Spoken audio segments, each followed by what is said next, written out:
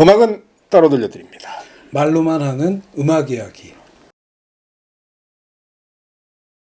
오늘은 베이시스트 찰리 헤이든에 대해서 좀 이야기를 해보겠습니다. 찰리 헤이든 하면 재즈의 베이스의 아이콘처럼 항상 여겨지던 분이고, 그래서 베이스를 새롭게 정립시킨. 네, 크고 깊은 뮤지션이다 이렇게 생각을 하는데요. 그러니까 20대 시절에 오넷 콜먼과 함께 프리재즈, 아방가르드 재즈도 했었고, 경력 내내 이렇게 소규모 앙상블로 자신의 밴드를 유지를 하면서 70년대에는 막 혁명, 자유, 반전 그런 사회적인 주제들을 이야기하는 오케스트라 활동도 했고, 장르도 정통 재즈부터 아방가르드 재즈, 제3세계 음악, 포크, 가스펠까지 장르는 물론이고 그 음악 편성이나 이런 거에서도 굉장히 76세까지 사시다가 2014년에 돌아가셨는데 아주 넓고 깊게 활동한 그런 뮤지션인데요.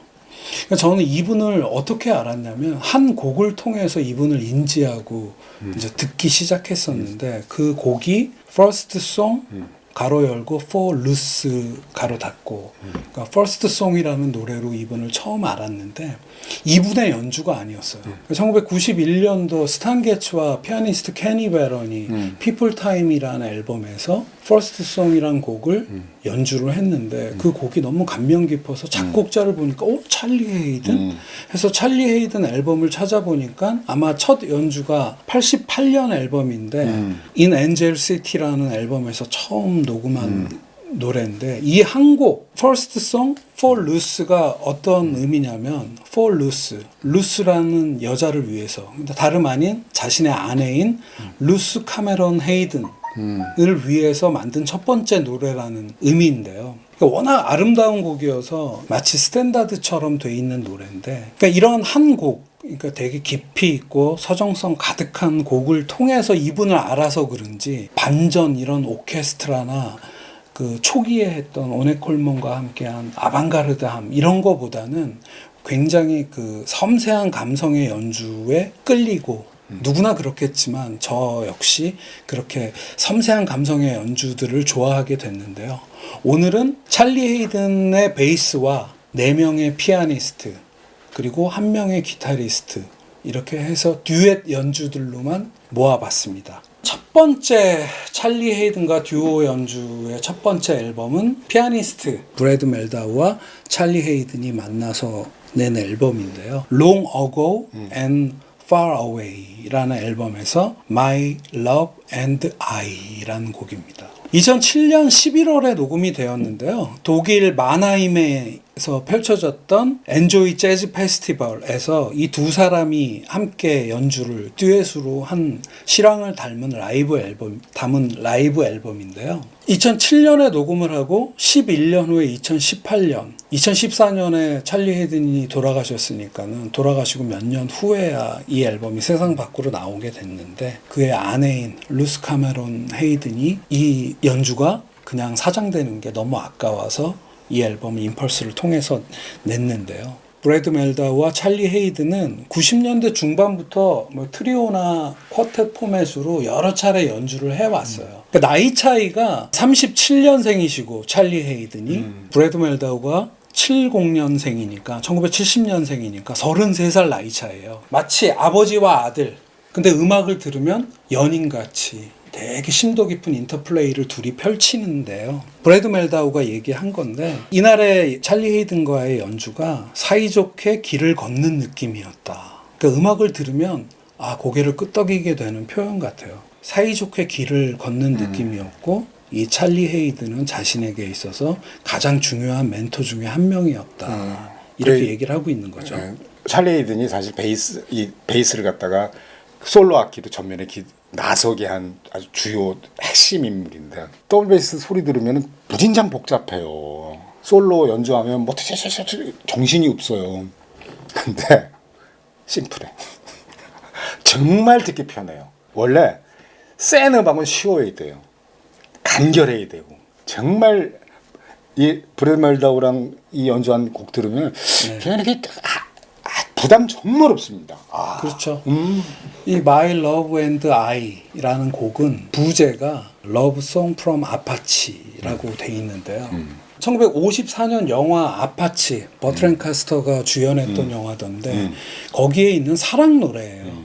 근데 이 사랑 노래를 부자와 같은 이 둘이 연주를 해낸 건데, 그러니까 제가 듣기에는 약간 늦은 오후에 석양이 지는 어떤 길을 이렇게 부자 같은 아버지와 아들이 특별한 말 없이 툭 걷는 그런 느낌인데 한번 들어보셨으면 좋겠고요. 오늘 두 번째 찰리 헤이든의 듀엣 연주로 고른 파트너는 키스 자렛입니다. 네. 그러니까 60년대 후반에 키스 자렛이 처음 트리오 연주를 할 초기 트리오 멤버 중에 한 명이었고, 연결해서 70년대 초중반에 소위 아메리칸 쿼텟이라고 하는 그 키스 자렛 밴드의 찰리 헤이든이 베이스를 맡아서 둘이 연주를 한 지는 굉장히 오래됐었는데, 이 앨범은 한 30년간 텀이 있다가 오래간만에 만나서 연주한 앨범이라고 하고요. 라스트 댄스라는 앨범이고요. 2007년에 연주를 했고 2014년에 세상 밖으로 나온 앨범인데요. 제가 고른 곡은 It Might As Well Be Spring이라는 곡입니다. 2007년도에 찰리 헤이든의 음악과 삶, 커리어를 다룬 다큐멘터리 영화가 제작이 되고 있었는데, 그 영화가 이제 램블링 보이라는 다큐멘터리 영화인데, 그 영화에 키스 자렛이 인터뷰이로 참여를 하게 되었대요. 그래서 그 제작진이 찰리 헤이든과 키스 자렛 집에, 자택에 방문을 해서 영화 촬영을 했고, 인터뷰를 촬영을 했고, 근데 그 인터뷰가 끝나고 나서 키스 자렛 하고 둘이 오래간만에 같이 연주를 하자. 그래서 키스 자렛이 뭐 레코딩 엔지니어만 불렀대요.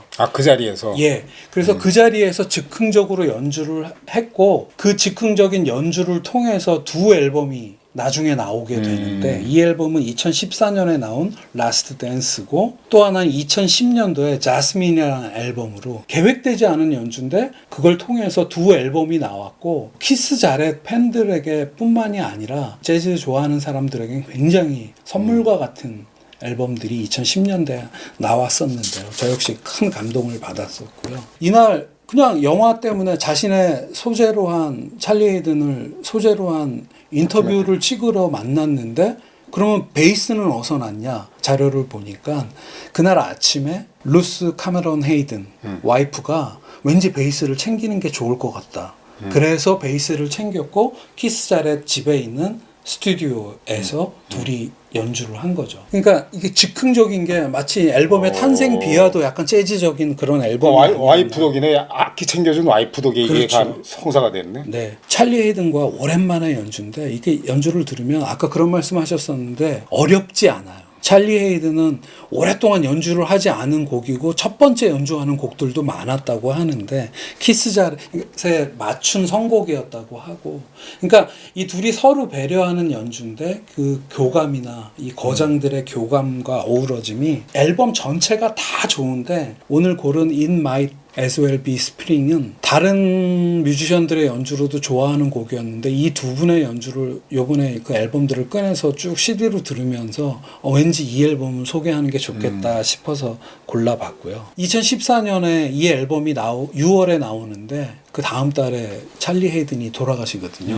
그래서 이 앨범 제목이 라스트 댄스인지는 모르겠는데, 아무튼 좀 왠지 숙연해지는 그런 느낌도 있고, 그래서 추천을 드리고요.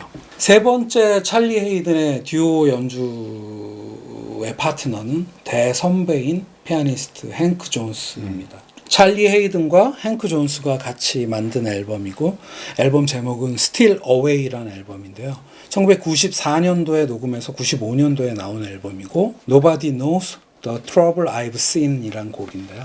94년도 찰리 헤이든이 57세였고 행크 존스가 19살 연상이니까 76세셨는데요. 이 두 분이 흑인 연가나 찬송가 그리고 포크송 같은 곡들을 연주한 그런 컨셉의 앨범인데요. 제가 고른 곡 Nobody Knows The Trouble I've Seen은 노예 시대부터 흑인들이 불러온 연가죠. 흑인들이 오랫동안 불러온 이 연가를 백인 베이시스트와 행크 존스 두 레전드가 같이 녹음을 했는데요. 처음에 베이스 솔로로 멜로디를 연주를 해요. 굉장히 진중하고 둔탁하고 되게 무거운 베이스로 연주를 하고 그거를 행크 존스 선생이 이렇게 이어봤는데 어떤 테크닉도 없어요. 되게 간결하고 깊고 깊은 피아노가 베이스와 탁 만나서 되게 짧은 곡인데 듀오라는 포맷에서만 느낄 수 있는 어떤 대화, 진중한 대화 같은 게 있어서 굉장히 좋고 이 두 분은 정확히 15년 후에 2010년도에 Come Sunday라는 앨범에서도 똑같은 컨셉으로 또 다른 흑인 연가나 포크송들을 연주를 하시는데 그 앨범도 굉장히 좋거든요. 그 앨범에서는 이미 찰리 헤이든이 70대 초반이 돼 있고 행크 존스는 90대 초반이 돼서 정말 두 옹들이 이렇게 연주를 펼치시는데 94년의 연주가 조금 더 개인적으로 더 이렇게 생동감이 있고 전혀 깊이에서 밀리지 않는 그런 곡이어서 94년 앨범을 한번 골라봤고요. 이제 네 번째 찰리 헤이든의 듀오 연주는 곤잘로 루발카바라는 쿠바 피아니스트와의 연주인데요. 도쿄 아다지오 2005년도에 녹음돼서 2015년에 발매된 앨범인데요. 이 고른 곡도 제일 처음 소개한 브래드 멜다우와 함께 했던 연주인 My Love and I라는 곡을 골랐습니다. 찰리 헤이든과 곤잘로 루발카바 특별한 인연이 있어요. 1986년도에 찰리 헤이든이 쿠바의 아바나 재즈 페스티벌에 참여를 하게 됐는데 거기서 20대 중반의 아주 젊은 피아니스트를 발견을 하게 됐는데 그게 곤잘로 루발카바거든요. 소위 말하자면 곤잘로 루발카바는 찰리 헤이든이 픽업해서 키운 피아니스트인 거죠.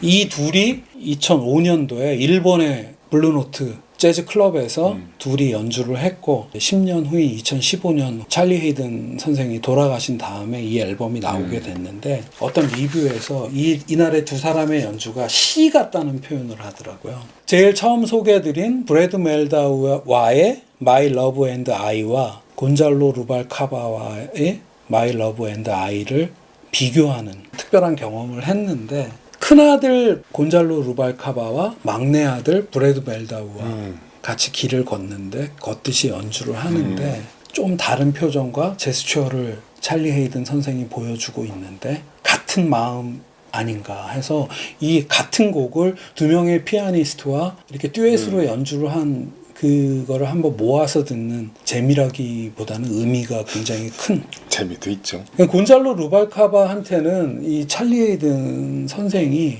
되게 각별할 거 아니겠어요? 그럼 당연하죠. 이런 말을 했더라고요. 제가 적어왔는데 찰리가 저를 위해서 만들어준 길이 제게 일어난 모든 변화를 가져왔습니다. 우리는 항상 서로에게 어떤 확신을 갖고 있었습니다. 그러한 이유로 찰리와 저는 친구였습니다. 그와 많은 시간을 보내면서 저는 음악뿐만이 아니라 사랑에 대하여, 가족에 대하여, 그리고 서로에 대한 존중을 배웠습니다.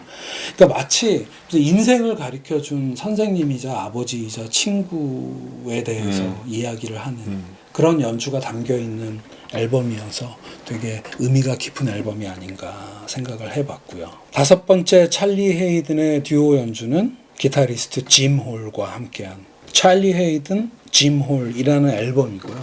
1990년도 연주고 이 역시 굉장히 늦게 나왔죠. 2014년에 나온 앨범인데요. First Song, 자신의 아내를 위해서 만든 사랑 노래 First Song for Ruth인데요.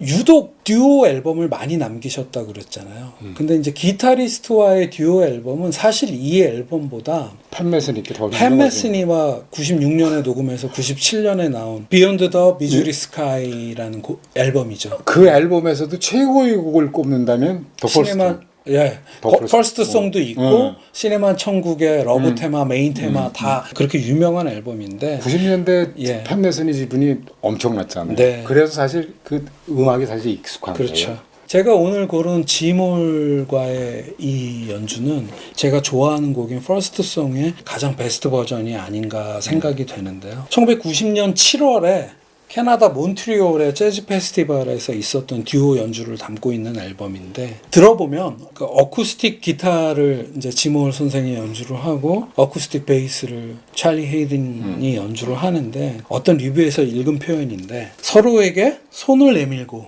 서로의 아이디어를 듣고 발전시키며 그 대화를 온전히 즐긴다 이런 표현이 있는데 무슨 말인지 알게끔 하는 그런, 그래서 평론가들이 해주는 표현을 듣고 음악을 들을 때 과연 그렇구나 하게 되는 그런 걸 한번 느끼는 그런 연주고, 찰리 헤이든을 모르시는 분이 있으면 찰리 헤이든을 시작하기에 되게 좋은 선곡들이 아닐까, 이런 생각도 한번 스스로 해봤는데 쭉 들어보시면 좋겠다는 말씀을 드리면서 오늘 찰리 헤이든 이야기는 여기서 마치겠습니다. 네.